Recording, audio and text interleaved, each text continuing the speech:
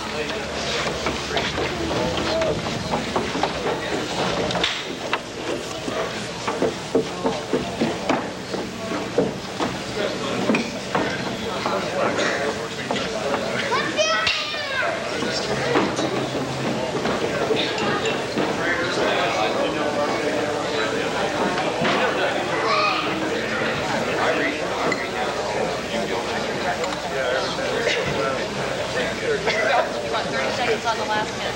30 seconds.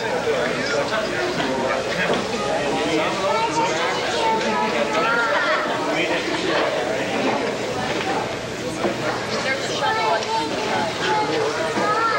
Right over there. Let's make it an inch out of it. Yeah, let's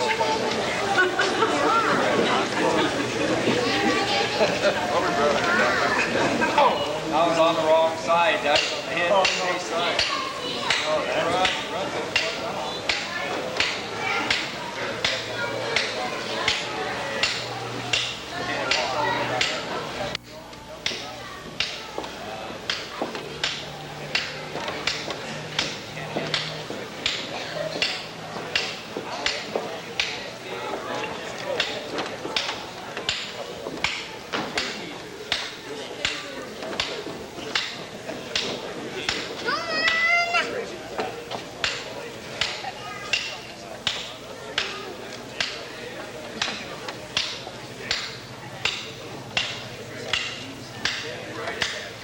Pam, little Pam, action there.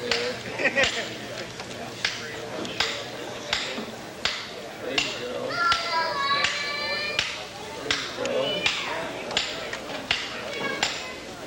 There you go. Yeah.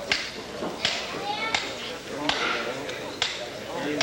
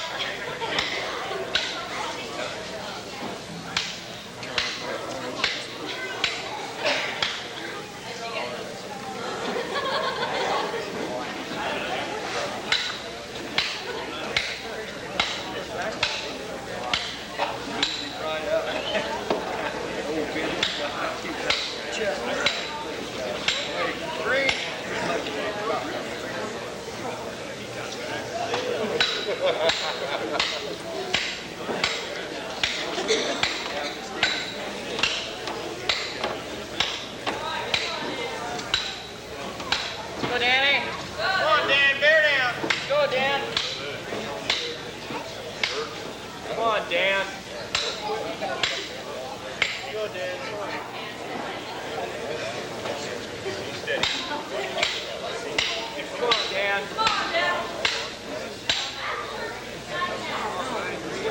Go, Danny.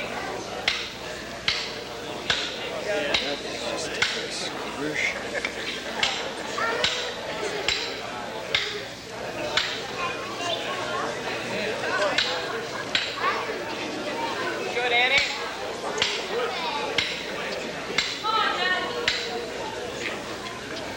Four. Go, Danny. 1 minute. Dan.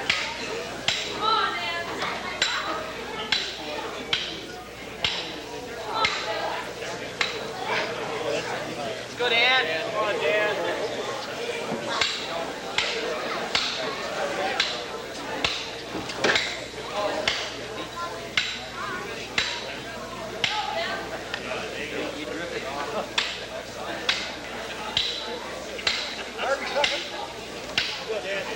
Go, Dan. 30.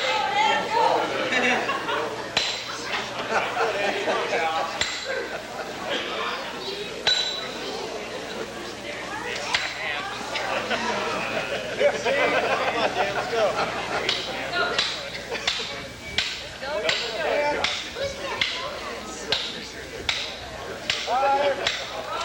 Time. Meal time.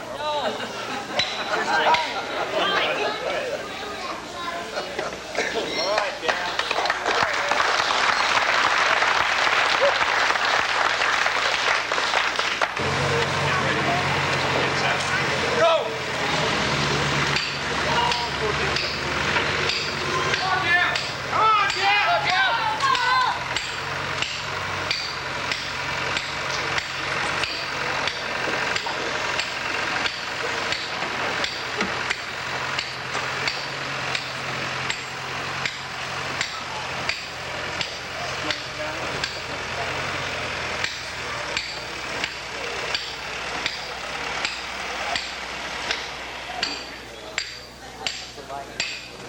Zoom in on him. Zoom in and do some good camera work here for him. So we got him.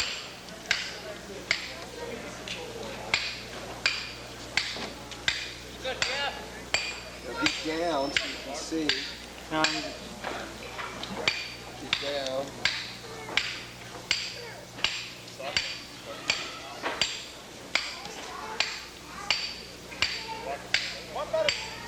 One minute.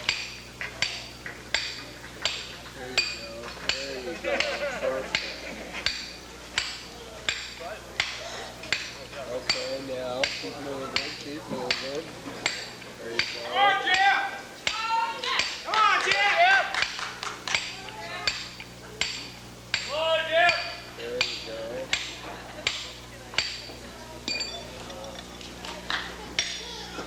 30 seconds. 130. 130. Come on, Jeff.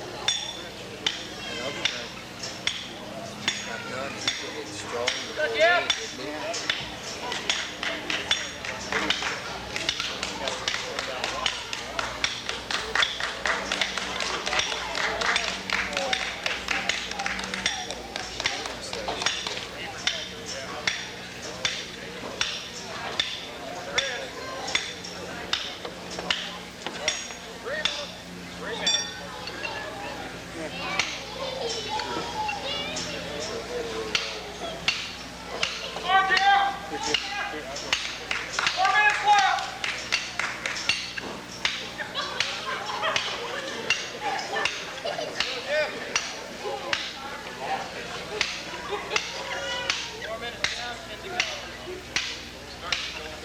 How to get closer to shorten up that handle as they get tired. Shorten up that handle when it's not as much strain on your climb.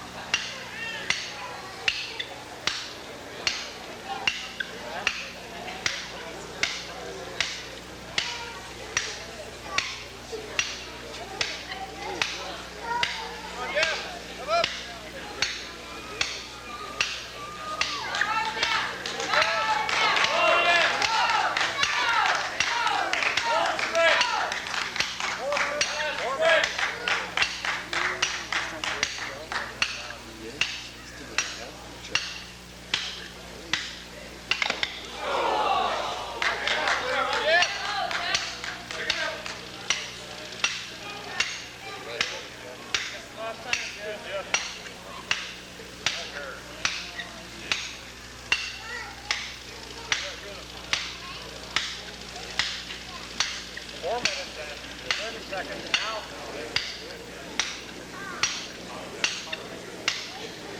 Jeff. Good Jeff.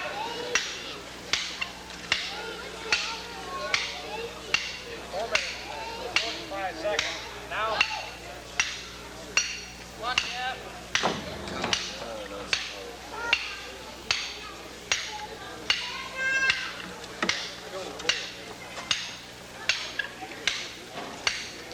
Stop.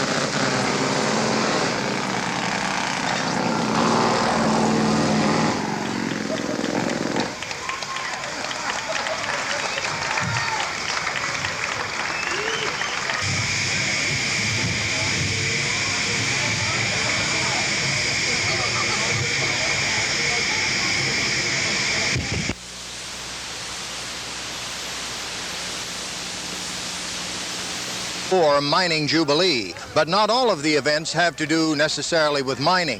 Just as in days past, in fact, in the last one in 1939, there were many other events to amuse and entertain the people.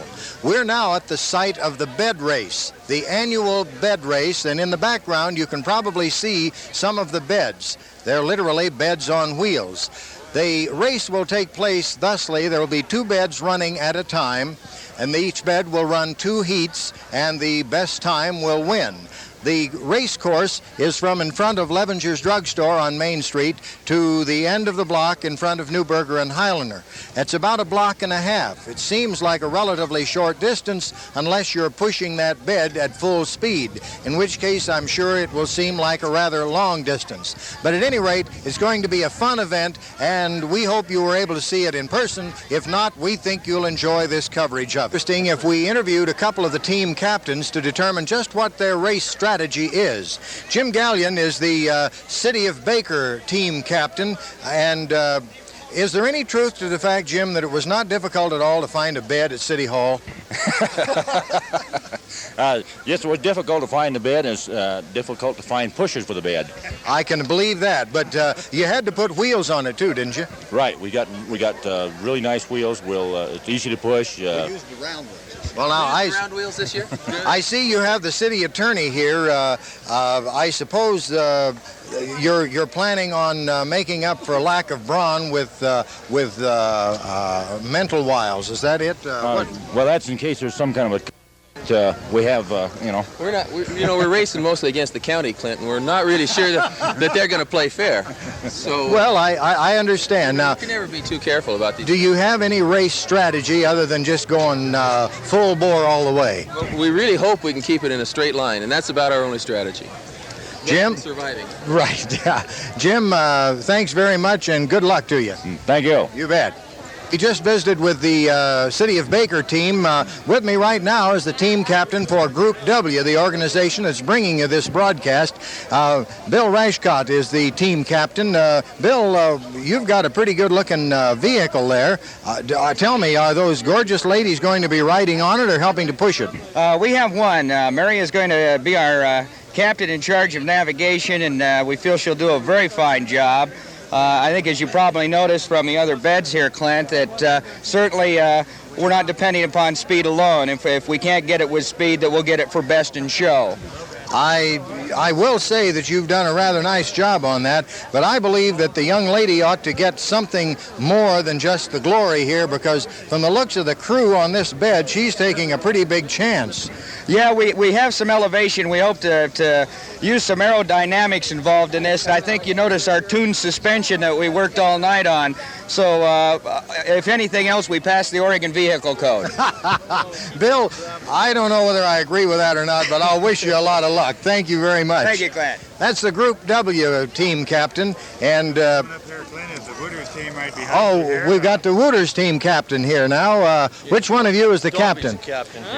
He's the engineer. And your name? Brian Dalby. Brian, do you fellows have, come right around here so the camera can get a look at that handsome face and read that raunchy T-shirt that you've got on there. Do you have any particular strategy to win this race? Well, yeah, if you notice our bed over here, it's built low to the ground. Yeah. Better air stability. It's kind of known as a low rider. Mm-hmm. But we think it's the fastest bed by far. Now, last year. Are you going for strategy or just brute force? Just brute force. Okay. Defending champion, too. That's right, the defending champion, right. How do you feel about it?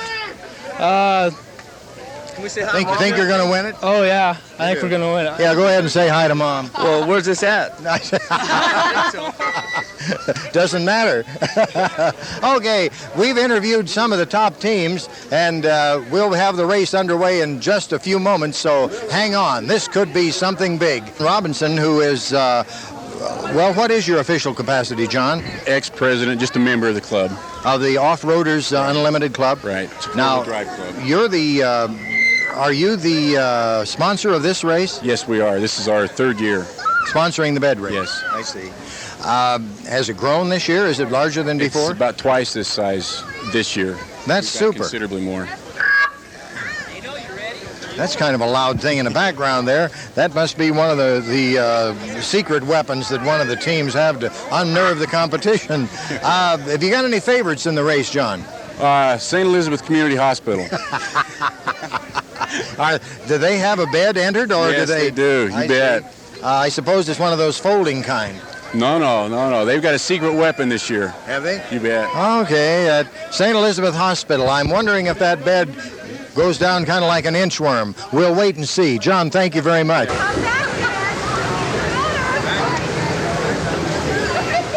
I'm asked sometimes to interview some rather strange people. Not saying that these current two are strange, but they do look a bit different. They're the HBO Fraggles. HBO, of course, means home box office, and that's what Group W brings you. But what in the world is a Fraggle? Well, a Fraggle lives underground, so miners around Baker have run into Fraggles many, many times, but it's like Bigfoot. They don't talk about it very often. People wouldn't believe them. I don't believe it, and I'm seeing it. Well, they mine things like Fraggle kisses, Fraggle bear hugs, that sort of thing. They're really very friendly creatures. I see. Fraggles. Funny, I've never heard of a Fraggle. I can understand why they live underground, though. Don't you watch HBO? No, I'm afraid I don't. You took the cable down from out in the country. I can't get HBO anymore. Bleep, bleep, bleep, bleep, bleep. No, I live way far beyond where the cable was. But I wish I could. One of these days, maybe you'll get a satellite or something out there where you can beam it to all of us. Right, and then you can watch us on HBO. I'll look forward to it. Have a nice time. Thank you. Everyone back out of the street. All the spectators back. And they're off.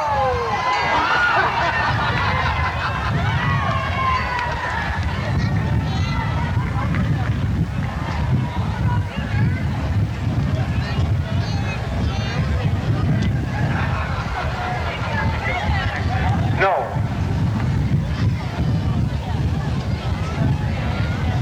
From here, it looks like the county might be ahead on this run.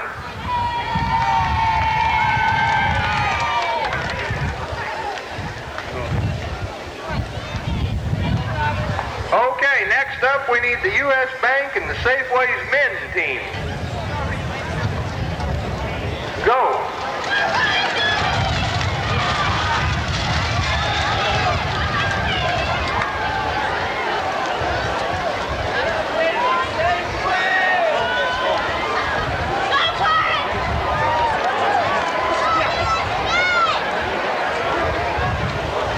Looks real close down there. From here we can't quite tell who's got it.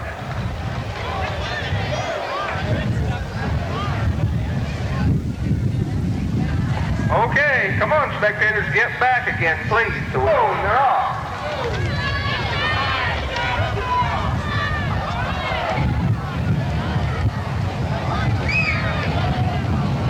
Looks like the hospital's ahead a little bit right here now.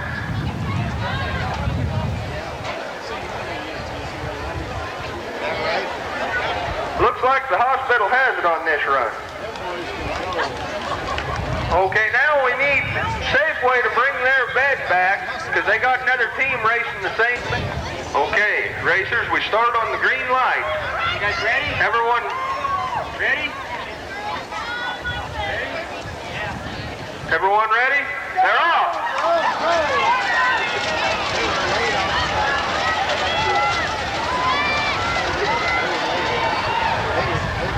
Looks like my place has a little bit of a lead right now.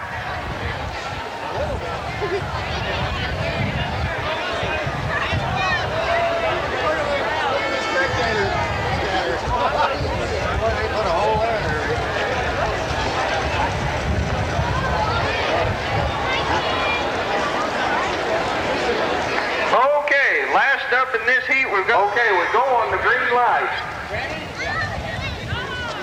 They're off.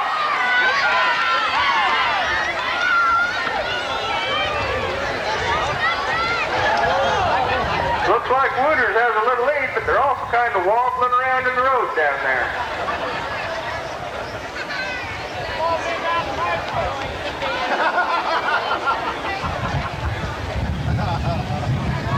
Looks like Wooders won that one for side-by-side parts. Okay, now we'll have a little pause here while we bring all the beds back so they can start over running through again. They will put on their last play day race of the year out there. We got all kinds of race action out there. And good pushers all rode on the bed and the riders pushed. Okay, looks like we're ready. Okay. Now, for the fastest bed of the day, first place goes to Wooders Tire Service.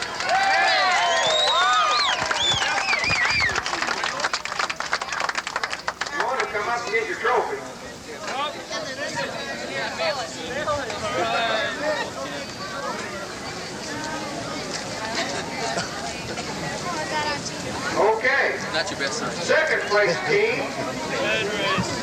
was the St. Elizabeth Hospital team.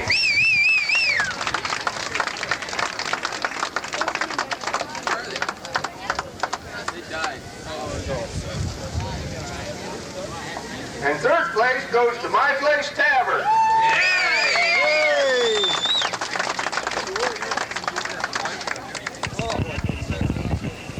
Okay, we want to thank everyone for coming here.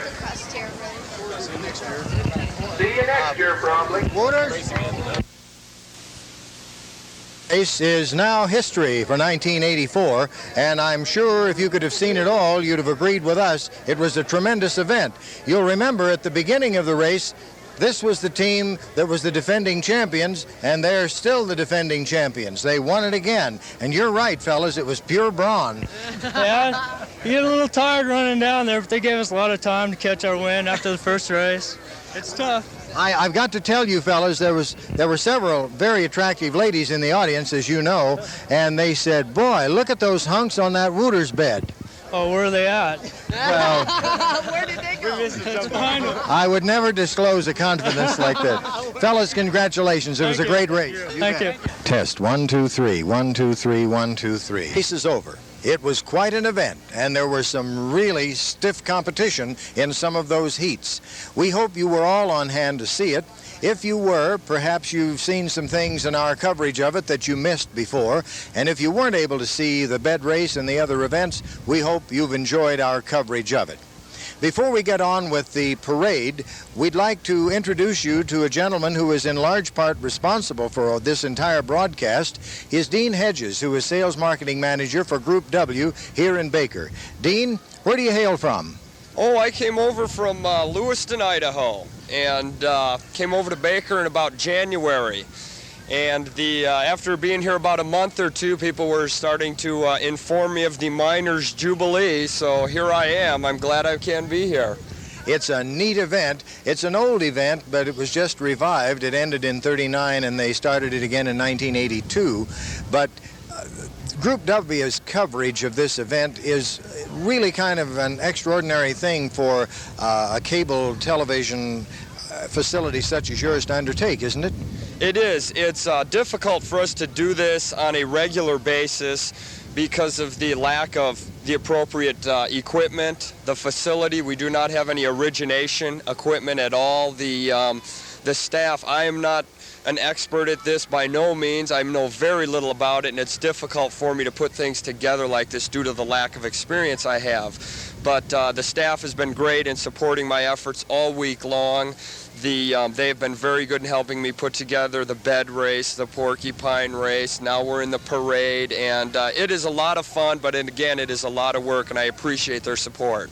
How many do you have on staff here in the Baker facility? Oh, in the Baker facility, there is 6 of us, I believe. Mike Mason's the technical supervisor. Then there's myself as the customer service marketing type person.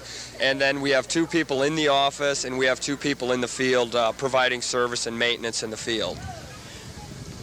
Group W has similar staffs, I suppose, in all of the communities they serve, do they not? Right. I work in LeGrand as well. So does Mike, our technical supervisor. We travel back and forth quite a bit, but they do have basically the same amount of people over there, and it's just a little bit larger than our Baker operation. Talking a little bit more about the equipment that we're using, Saunders TV, of course, was gracious enough to loan it to us, but you might tell the folks what it consists of. Absolutely. Saunders has been very good to us. Otherwise, we would not be able to be here today, Clint. They provided us with a portable VCR. It's a VHS format, and it's a portable unit. You can take it anywhere. It's very easy to operate and understand. It's very reasonably priced, and as well as the camera. It's a portable. You take it anywhere you want it, and I'm sure if anyone wanted to know more about it, go down to Saunders TV. They're located on the west end of Broadway, and they'll provide them with all the information they need for it. Indeed, they will. Well, as many of you know, I used to be in broadcasting. I'm not anymore, and I want to let you know that I'm not going back into broadcasting. This is a kind of a temporary thing for Group W and for me as well. I represent the brokerage firm of Edward D. Jones and Company in Baker. I will continue to do that. I will not be going back to broadcasting. I've stayed away from doing radio commercials and things like that because I don't want people to get the idea that I'm back in the broadcasting business. You got a guy like me here calling you on the phone saying, Clint, I hear you used to be in TV. Wow. I hope we haven't started anything up here for you. I'm sure as long as you have to borrow the equipment to do this, we won't be doing it all that often. Right. Well, folks, we hope you're enjoying the festivities. We hope you were able to get downtown and all over Baker to enjoy them. But in case you weren't, we hope this will bring it closer to you. And now I think it's time for us to get into the gala event of the day, and that, of course, is the annual Mining Jubilee Parade. Good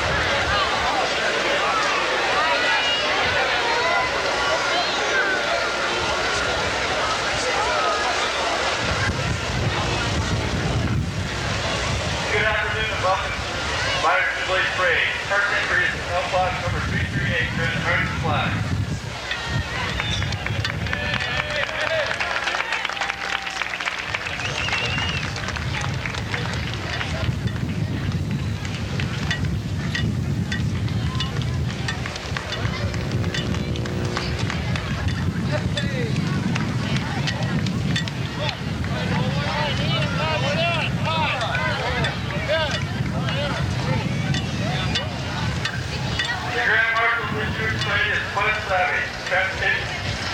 Provided by Jack Smith, voter 6 Smith voter. It's driven by Tom Bennett, assistant manager of Winter Center.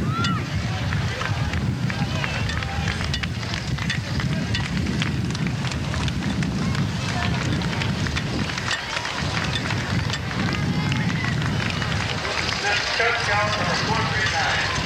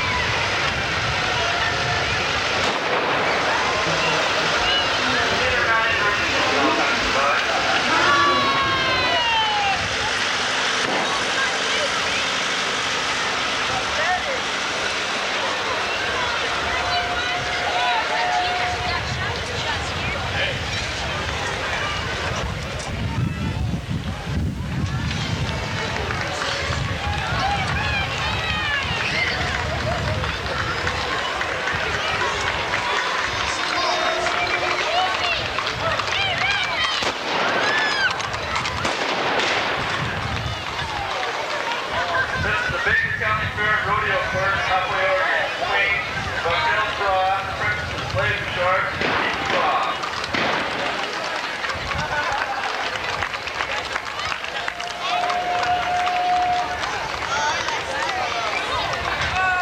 A horse drawn water wagon driven by Bev Payton.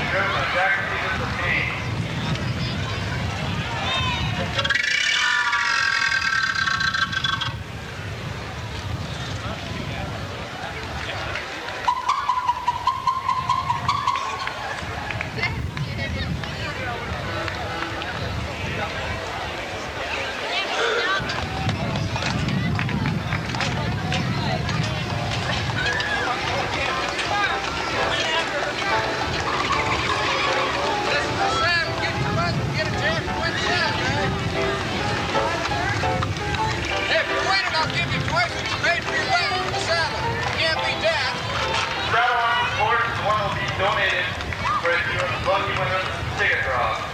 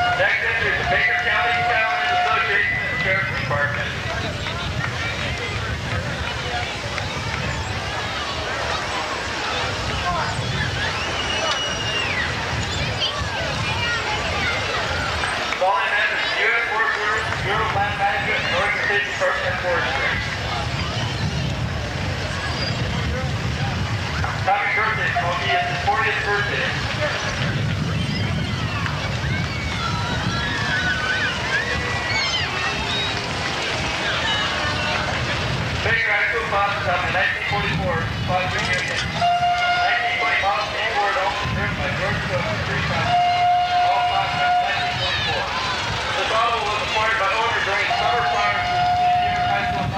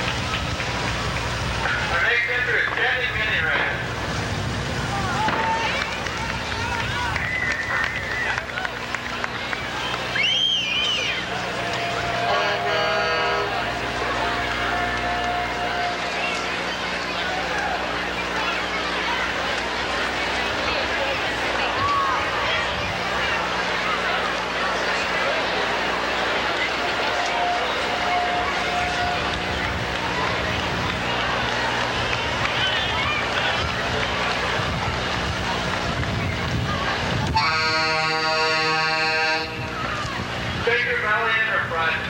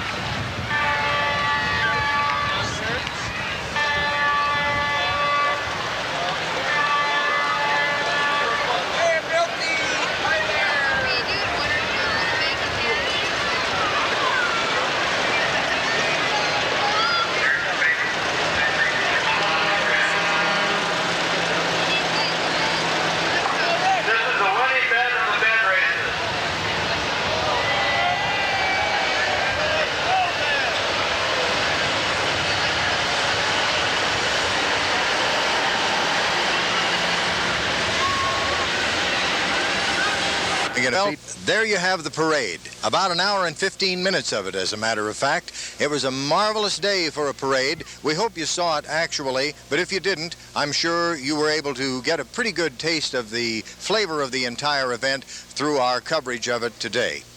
You know, there were a lot of events during the Mining Jubilee, and we'd love to have brought them all to you, but time and personnel simply didn't exist to cover everything.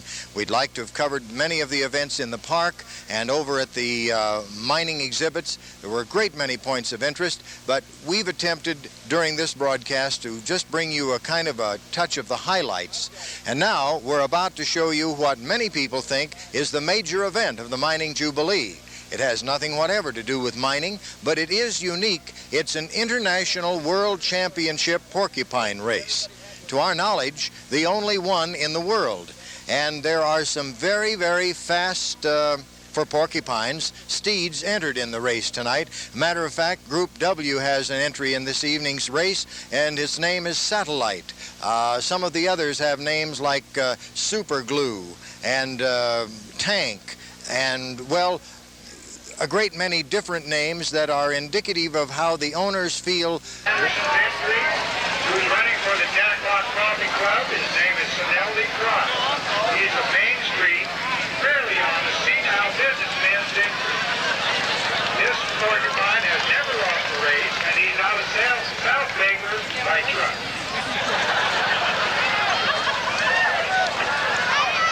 In the city of Baker, the porcupine's name is Sir City Slicker. His pedigree is Sir City Slicker the 20th. Past record is not exactly a fast 12 million pounds. And lane number 2, they're going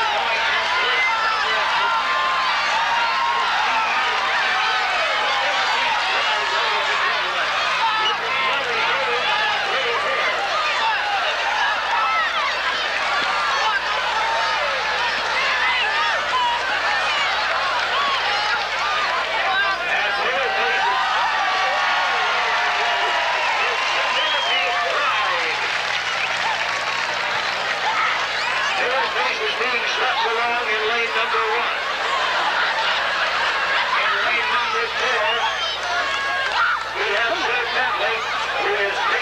arbitrage at the whole affair.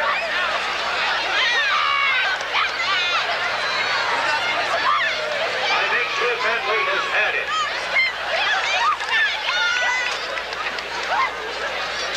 We'll have the times over in just a few moments.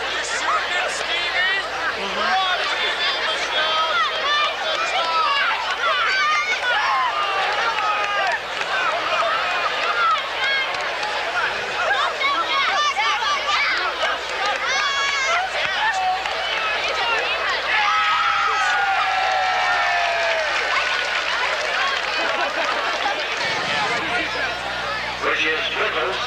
He looks like a pretty speedy entry if they can just keep him headed in the right direction. We're about ready to go. The U.S. Bank just emptied the bunch.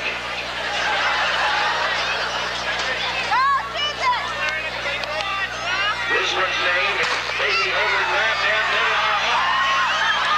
U.S. Bank is being a little left-handed there. They may lead this one.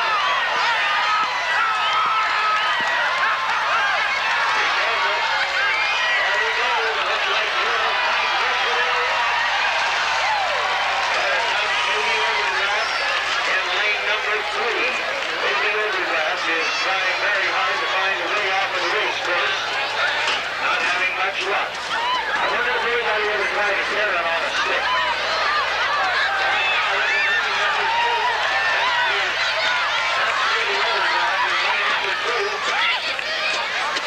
He doesn't look too happy. And there's second place. Baby Overdraft in lane number 2 comes in second. It would appear that poetry in motion is more poetry than motion.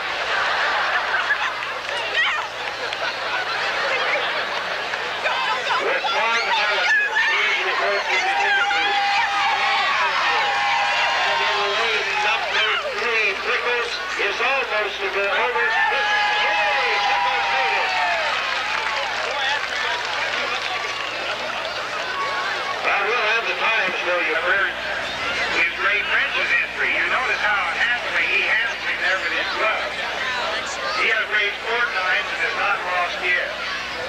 He is a Butterfritz Racing pedigree, and he's out of Montana by Taylor at midnight. And lane number 4 is sponsored by Baker County, and he is called Taxpayer.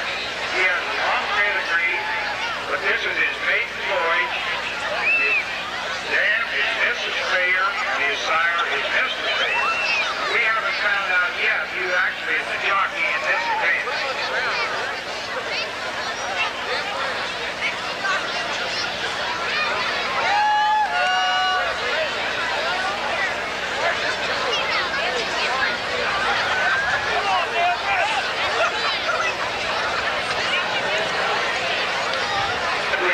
Was disqualified.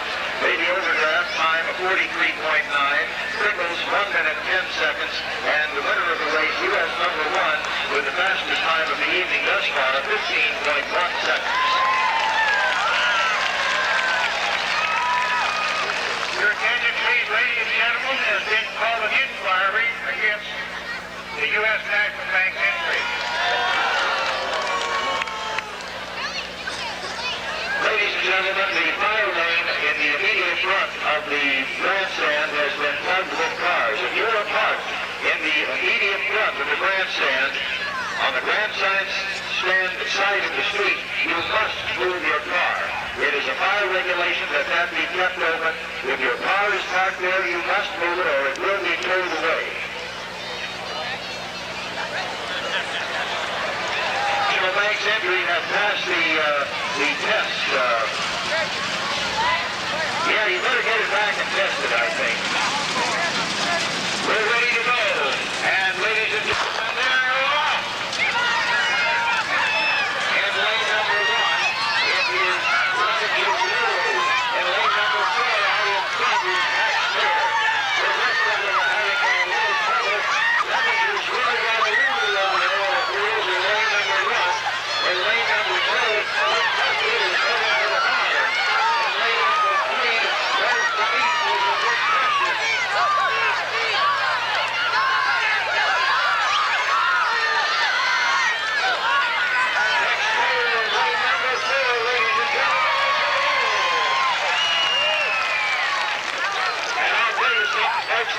first time a taxpayer's been a winner in this county.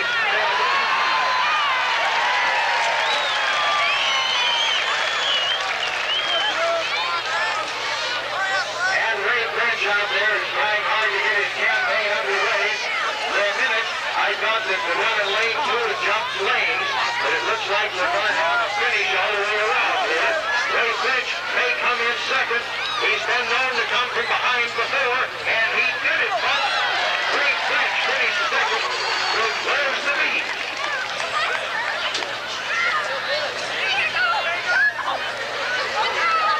Robin Malini's entry there is Big Buster in lane 2, and Big Buster is maybe going to finish third.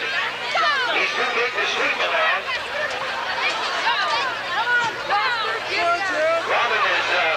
Robin stamps her feet, he switches to his tail.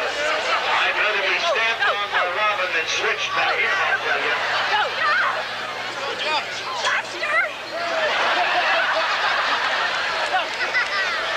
Robin, you can only do that if you let him do the same thing to you. You got him convinced. Come on, Buster! Well, folks, we don't have a whole lot of fast times here, but we sure got a lot of perseverance.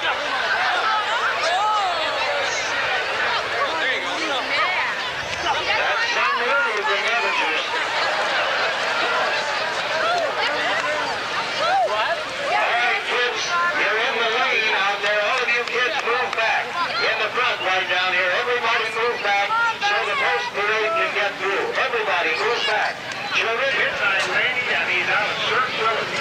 Your past first name, race record is out. Now we'll turn you over to our race now.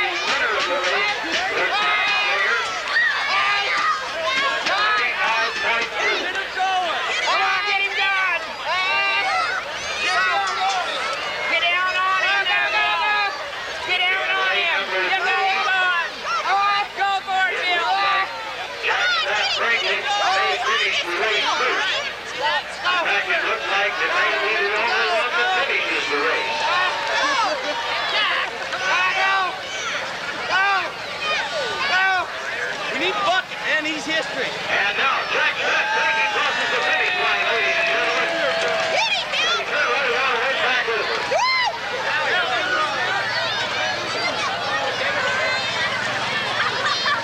I understand, ladies and gentlemen, they are checking the U.S. National's veterinary is taking a sample of the blood. He has the sample. What do you want me to do, Kissy? Well, apparently they're not able to penetrate the...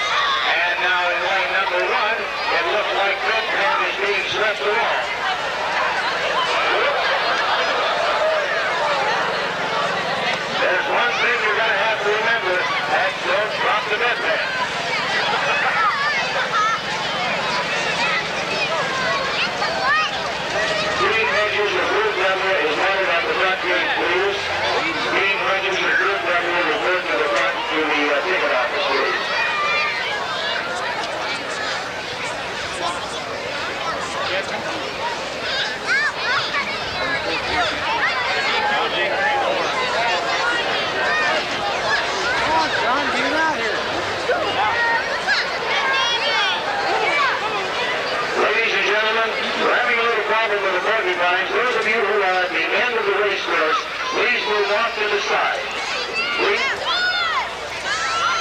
And they're off. And out of the starting gate first is Silver Sweet. Rick Bell is not so quick, it appears. But he's also pretty small. Well, it's dry down there. Silver Sweet is true to his name, ladies and gentlemen, at least thus far. Moving right along, Silver Sweet. At the 3-mile post there. Looks like he's going to make it all the way. It would appear that Quicksville Romero is taking a siesta. Silver Sweet.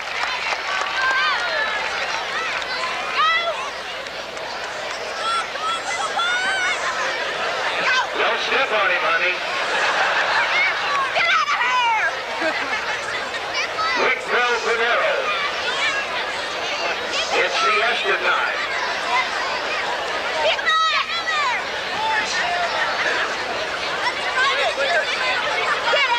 Now he's being swept along.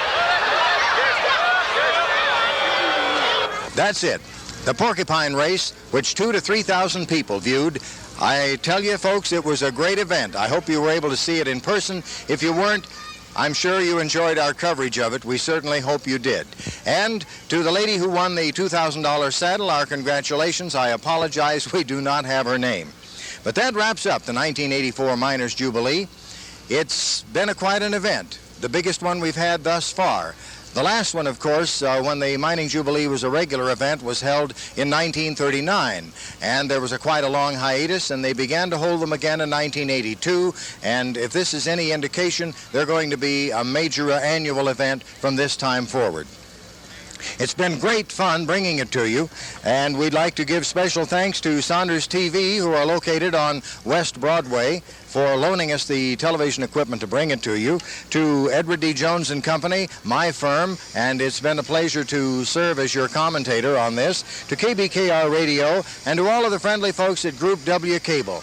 We hope you've enjoyed watching it as much as we've enjoyed bringing it to you, and we hope that next year we can enlarge upon what we've started this year. Thanks for being with us, and thanks to everyone who helped make the Mining Jubilee such a great success this year.